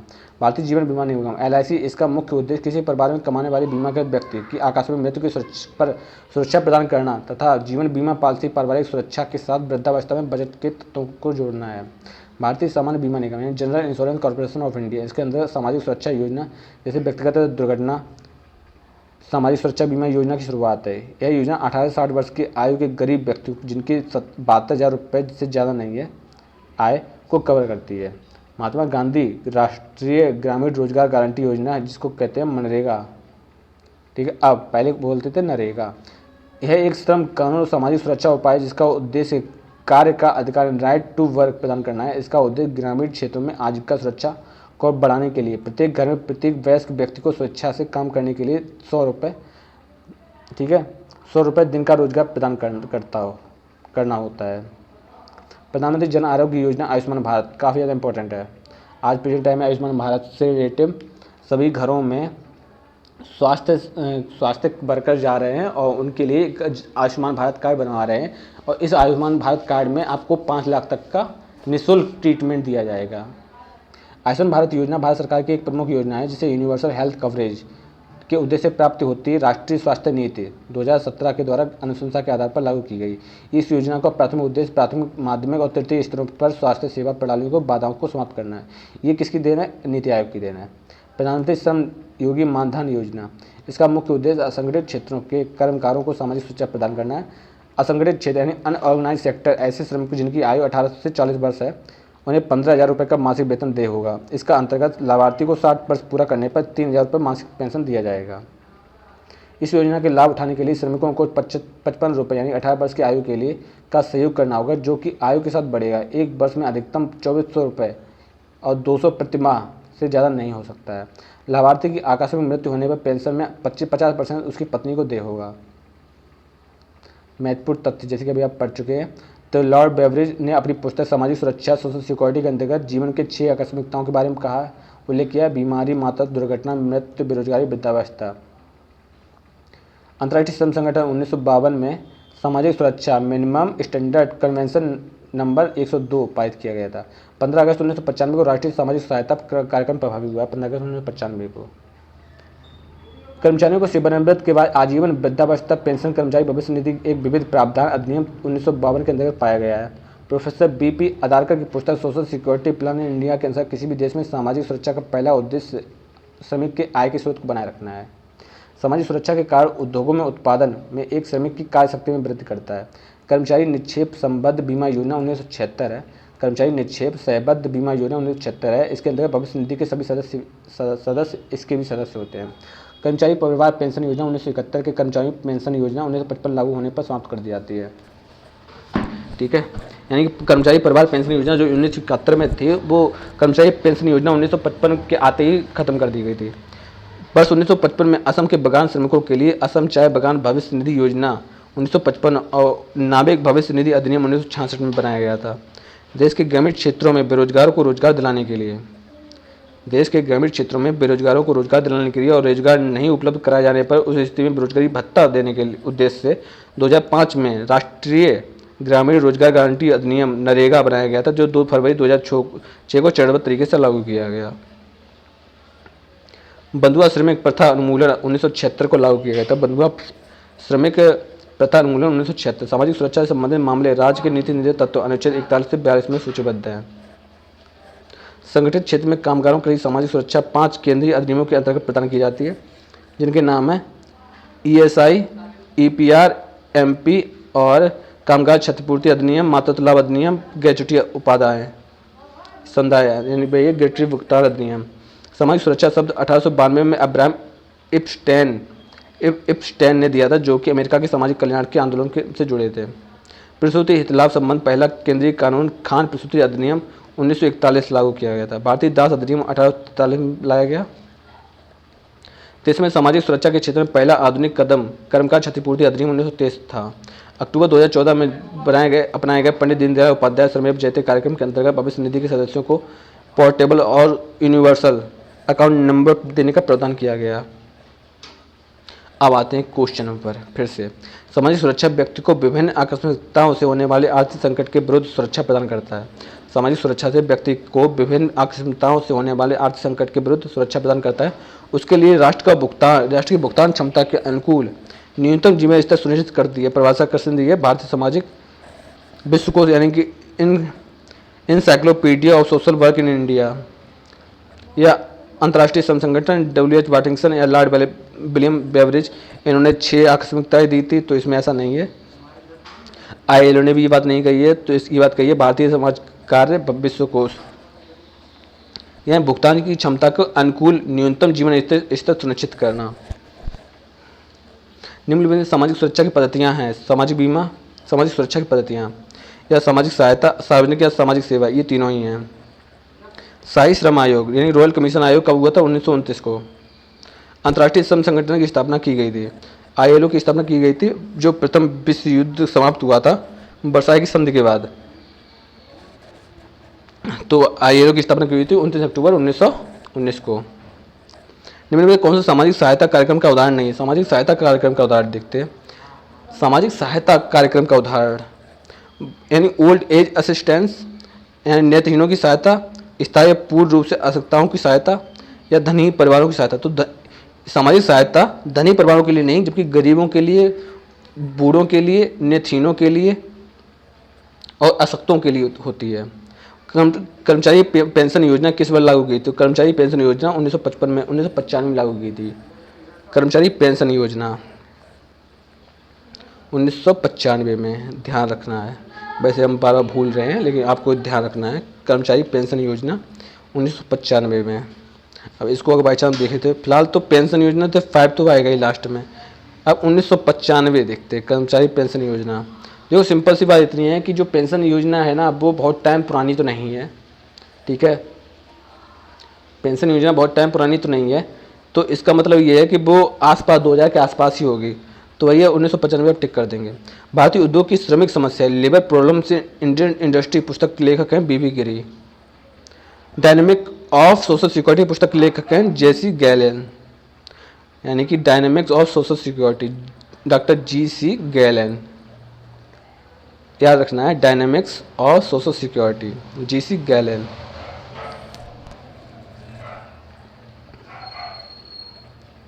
और labour problem in Indian industry यानी कि जो श्रमिकों की समस्या है भारतीय उद्योगों में, वो पुस्तक लिखी है BB गिरी ने।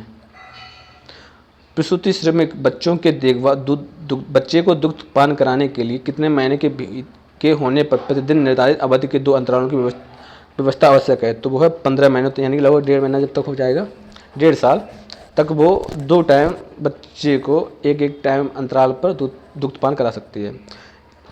स्त्री श्रमिक के प्रसूति हित लाभ के लिए अपने नियोजक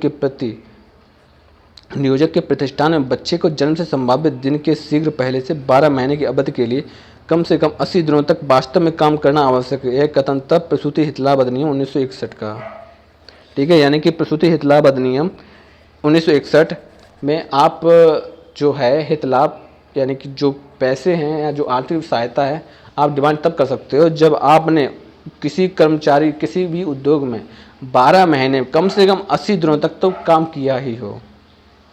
प्रसूति हित लाभ अधिनियम के अंतर्गत एक स्त्री श्रमिक को अधिकतम कितने दिनों तक छुट्टी दी जाती है? तो 26 सप्ताह तक दी जाती है छुट्टी। निम्नलिखित में से कितने स्त्री श्रमिकों की संख्या होने पर शिशु कक्ष की व्यवस्था की जाती है? तो 50। और कितने क्रीज की व्यवस्था की जाती है? 30। अटल पेंशन योजना का स्वरूप है गारंटी पेंशन योजना। अटल पेंशन योजना को गारंटीकृत पेंशन योजना कहते हैं। अटल पेंशन योजना का संचालन कौन करता है? PFRDA। ठीक है, PFRDA प्रधानमंत्री, ठीक है। PRD का मुख्यालय नई दिल्ली में, PFRDA का मुख्यालय नई दिल्ली में। अटल पेंशन योजना के लिए न्यूनतम अधिकतम आयु कितनी होनी चाहिए? तो अटल पेंशन योजना आप 18 से लेकर 24 वर्ष तक की आयु है आपकी, तो आप इस पर डिमांड कर सकते हो। अटल पेंशन योजना के अंतर्गत न्यूनतम अधिकतम पेंशन लाभ क्या हो सकता है? 1,000 रुपये से लेकर 5,000 रुपये प्रति माह। प्रधानमंत्री जीवन ज्योति बीमा योजना एक प्रकार की है जीवन बीमा योजना, ठीक है, लाइफ इंडिया इंश्योरेंस या स्कीम। प्रधानमंत्री जीवन ज्योति बीमा योजना PMJJBY के लिए न्यूनतम अधिकतम आयु कितनी होनी चाहिए? 18 से 50 वर्ष तक। प्रधानमंत्री जीवन ज्योति बीमा योजना के तहत भुगतान किए जाने वाले प्रीमियम होते हैं 330 रुपये पर ईयर। PMJJBY के तहत मृत्यु लाभ क्या है? 20,000 रुपये। 2 लाख रुपये मृत्यु लाभ है, 2 लाख रुपये। और आंशिक विकलांगता के लिए 1 लाख रुपये। प्रधानमंत्री जीवन ज्योति बीमा की कवरेज अवधि कितनी है? यानी कब दिया गया था? तो 1 जून से 31 मई तक। किस विधान के अंतर्गत किस प्रकार के अंशदान की आवश्यकता नहीं होती है? कॉन्ट्रीब्यूशन की आवश्यकता नहीं होती है। प्रसूति हित लाभ अधिनियम, कर्मचारी क्षतिपूर्ति अधिनियम, उपादान संधा अधिनियम। तो इसके लिए आप कॉन्ट्रीब्यूशन, प्रसूति हित लाभ अधिनियम और कर्मचारी क्षतिपूर्ति अधिनियम, इसके लिए अंशदान की आवश्यकता नहीं होती है, इसलिए आप कंट्रीब्यूशन नहीं कर सकते हो, ये कंपनी आपको खुद ही देगी। प्रधानमंत्री सुरक्षा बीमा योजना दुर्घटना बीमा योजना है। प्रधानमंत्री सुरक्षा बीमा योजना के अंतर्गत नामांकन हेतु अधिकतम आयु कितनी होनी चाहिए? तो 70 वर्ष। तो प्रधानमंत्री सुरक्षा बीमा योजना के नामांकन हेतु अधिकतम आयु कितनी होनी चाहिए? 70 वर्ष। प्रधानमंत्री सुरक्षा बीमा योजना है दुर्घटना बीमा योजना, और इसको क्या बोलते हैं? अटल बिहारी बीमा योजना को गारंटी योजना। प्रधानमंत्री सुरक्षा बीमा योजना के अंतर्गत मृत्यु लाभ होता है 2 लाख, और अगर आप आंशिक विकलांग हो गए हैं तो आपको 1 लाख मिलेगा। निम्नलिखित में से कौन सी शर्त प्रधानमंत्री सुरक्षा बीमा योजना के तहत कवर नहीं की जाएगी? तो आत्महत्या के कारण को प्रधानमंत्री, जैसे रेल दुर्घटना के कारण मौत हुई है तो प्रधानमंत्री सुरक्षा बीमा योजना के अंदर ये कवर किया जाएगा। बिजली के कारण मौत या हुई हत्या के कारण, जैसे कि अभी जो उड़ीसा में जो रेल ट्रेन हादसा हुआ है जिसमें काफ़ी लोग मरे हैं, तो वो प्रधानमंत्री सुरक्षा बीमा योजना के अंतर्गत इनको कवर किया जाएगा, इनको रुपये दिए जाएंगे, आर्थिक लाभ, आर्थिक सहायता। सरकार ने लघु और सीमांत किसानों को सुनिश्चित आय सहायता प्रदान करने के लिए PM किसान योजना की घोषणा की है। इसका तात्पर्य क्या है? प्रधानमंत्री लघु और सीमांत किसानों को सुनिश्चित आय सहायता प्रदान करने के लिए PM किसान योजना की घोषणा की है। इसका तात्पर्य प्रधानमंत्री कृषि सेवा नियम या प्रधानमंत्री किसान सम्मान निधि, तो वही है प्रधानमंत्री किसान सम्मान निधि। काफ़ी बार ये चर्चाओं में आता है, प्रधानमंत्री किसान सम्मान निधि दी जाएगी।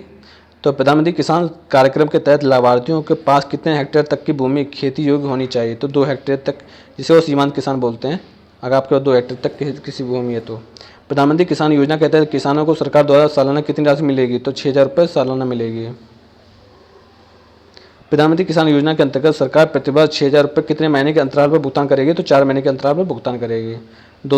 यानी 2,000 रुपये की 3 किस्तें। योजना के तहत प्रत्येक किस्त में लाभार्थी को कितनी राशि दी जाएगी? 2,000 रुपये। प्रधानमंत्री किसान मानधन योजना का स्वरूप कैसा होगा? तो पेंशन योजना। प्रधानमंत्री किसान मानधन योजना का स्वरूप पेंशन योजना की तरह होगा।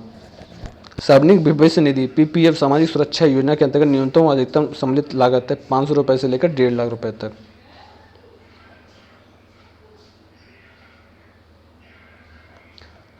प्रधानमंत्री किसान मानधन योजना के अंतर्गत किसानों द्वारा 60 वर्षों तक देय राशि होती है 55 रुपये से लेकर 2,200 रुपये प्रति माह। प्रधानमंत्री लघु व्यापारी योजना के अंतर्गत छोटे व्यापारियों कारोबारियों को कितनी पेंशन प्रदान की जाती है? तो 3,000 रुपये पर मंथ। प्रधानमंत्री लघु व्यापारी योजना के अंतर्गत लाभार्थियों की न्यूनतम अधिकतम आयु कितनी होनी चाहिए? तो 18 से लेकर 40 वर्ष तक होनी चाहिए प्रधानमंत्री लघु व्यापारी योजना के अंतर्गत। वित्तीय वर्ष 2019 से 20 के बजट में प्रधानमंत्री लघु व्यापारी मानधन के लिए प्रस्तावित राशि कितनी थी? 850 करोड़। तो बजट 2019 से लेकर 20 में प्रधानमंत्री व्यापारिक लघु व्यापारी मानधन के लिए प्रस्तावित राशि कितनी थी? 850 करोड़। किस योजना के अंतर्गत पीएम गरीब कल्याण योजना 2020 प्रदान की थी? तो पीएम किसान योजना, उज्ज्वला योजना, पीएम किसान गरीब कल्याण अन्न योजना, ये उपयुक्त सभी। तो ये सभी हैं उपयुक्त सभी। पीएम गरीब कल्याण योजना के अंतर्गत दिव्यांग, गरीब, वरिष्ठ नागरिक, विधवा इत्यादि को कितने रुपए की राशि 3 वर्षों तक दे होगी? तो होगी 1000 रुपये प्रति वर्ष। प्रधानमंत्री श्रम योजना मानधन योजना का उद्देश्य है। प्रधानमंत्री श्रम योजना मानधन योजना का उद्देश्य वृद्धावस्था, सामाजिक सुरक्षा एवं असंगठित क्षेत्रों के लिए। तो ये इसका सही आंसर होगा। प्रधानमंत्री श्रम योगी मानधन योजना के अंतर्गत प्रवेश आयु यानी एंट्री एज होनी चाहिए 18 से 40 वर्ष तक। प्रधानमंत्री श्रम योगी मानधन योजना के अंतर्गत 60 वर्षों की आयु प्राप्त होने के बाद लाभार्थी को मिलता है 3000 रुपये। मुद्रा से तात्पर्य micro unit development refinance agency. Micro unit development refinance agency मुद्रा से तात्पर्य। मुद्रा कार्ड क्या है? रुपए ब्रांडिंग के लिए डेबिट कार्ड, क्योंकि हमेशा डेबिट कार्ड में रुपए जाते हैं। मुद्रा बैंक सहायता है सिडबी की। मुद्रा बैंक सहायक है, सिडबी बैंक की सहायक है। मुद्रा योजना के अंतर्गत ऋण दिया जाता है कृषि लोन पर और खाद्य सामग्री तो क्षेत्र में दोनों। आम आदमी बीमा योजना है सामाजिक सुरक्षा योजना। आम आदमी बीमा योजना सामाजिक सुरक्षा योजना है। आम आदमी बीमा योजना के अंतर्गत अनुरक्षित है भारतीय जीवन बीमा LIC। प्रधानमंत्री जन आरोग्य योजना किस नाम से जाना जाता है? आयुष्मान भारत के नाम से जाना जाता है। भारत में सबसे बड़ी राष्ट्रीय स्वास्थ्य सुरक्षा योजना किस नाम से जाना जाता है? तो आयुष्मान भारत। आयुष्मान भारत योजना निम्नलिखित केंद्रीय योजनाओं में से किसके अंतर्गत आई है? तो वो नीति आयोग के अंतर्गत आई है। देखते हैं पहले तो राष्ट्रीय स्वास्थ्य बीमा योजना RSBY, राष्ट्रीय स्वास्थ्य बीमा योजना, केंद्र सरकार की स्वास्थ्य योजना, senior citizen health insurance scheme. तो इसका सही आंसर होगा A और C। केंद्र सरकार की स्वास्थ्य योजना नहीं आएगी। आयुष्मान भारत के लाभार्थियों के लिए योजना के तहत बीमा कवर होगा 5 लाख का। आयुष्मान भारत के कार्यान्वयन के लिए राज्यों के साथ प्रदेशों को SHA की आवश्यकता है। SHA का अर्थ है सोसाइटी स्वास्थ्य एजेंसी, राज्य स्वास्थ्य एजेंसी, क्योंकि सिंपल बात है आयुष्मान भारत केंद्र का नहीं राज्य का है, तो इसमें राज्य स्वास्थ्य एजेंसी है। आयुष्मान भारत योजना के अंतर्गत कितने करोड़ लाभार्थियों को लक्षित करना है? तो 10.774 करोड़ लोगों को लक्षित करना है। आयुष्मान भारत योजना के अंतर्गत प्रक्रिया को कैशलेस बनाने के लिए किस संस्था के साथ साझेदारी की गई है? तो नीति आयोग के द्वारा कैशलेस बनाने हेतु संस्था के साथ साझेदारी की गई है। निम्नलिखित में किन 2 योजनाओं को सम्मिलित कर आयुष्मान योजना बनाई गई है? तो केंद्र सरकार स्वास्थ्य योजना नहीं, वरिष्ठ नागरिक स्वास्थ्य योजना सही, राष्ट्रीय स्वास्थ्य बीमा योजना सही। तो B और C दोनों सही है। केंद्रीय समाज कल्याण बोर्ड की स्थापना की गई। केंद्रीय समाज कल्याण बोर्ड की स्थापना की गई 1951, 52, 53 या 54। तो 1953 में। प्रधानमंत्री आवास योजना ग्रामीण के बारे में निम्नलिखित में से कौन सा कथन सत्य है? प्रधानमंत्री आवास योजना ग्रामीणों के बारे में निम्नलिखित में कौन सा कथन सही है? मैदानी क्षेत्रों में 75:25 के अनुपात में केंद्र और राज्य सरकारों के बीच साझा की जाने वाली इकाई सहायता की लागत है। लाभार्थियों को मनरेगा से 90 दिन में अकुशल श्रम रोजगार मिलेगा। तो इसका सही आंसर होगा B। A सही नहीं है। मातृत्व यानी प्रसूति हित लाभ अधिनियम 1961 की धारा के अंतर्गत लाभ किया जाता है? तो लाभ है 5, धारा 5। निम्नलिखित अटल पेंशन योजना के अंतर्गत नहीं आते हैं। मासिक, त्रैमासिक या अर्धवार्षिक योग करने वाले ग्राहक। प्रवासी भारतीय इस सेवा को लाभ ले सकते हैं। ये गलत है, ये लोग नहीं आते। प्रवासी भारतीय इस सेवा का लाभ ले सकते हैं, ये गलत है। प्रधानमंत्री गरीब कल्याण योजना के अंतर्गत मनरेगा मजदूरी की राशि में वृद्धि की गई है 20 रुपये। प्रधानमंत्री गरीब कल्याण योजना के अंतर्गत आने वाली सभी ग्राहक जैसे गृहस्थ, दिव्यांग, विधवा, मनरेगा मजदूर और जनधन योजना के तहत आने वाले सभी किसानों की राशि देय होगी प्रत्यक्ष डेबिट स्थानांतरण के और नगद स्थानांतरण। तो ये दोनों ही सही हैं, A और B दोनों सही हैं। तो आज के लिए इतना काफ़ी है। अब अगली क्लास देखेंगे कुछ देर बाद।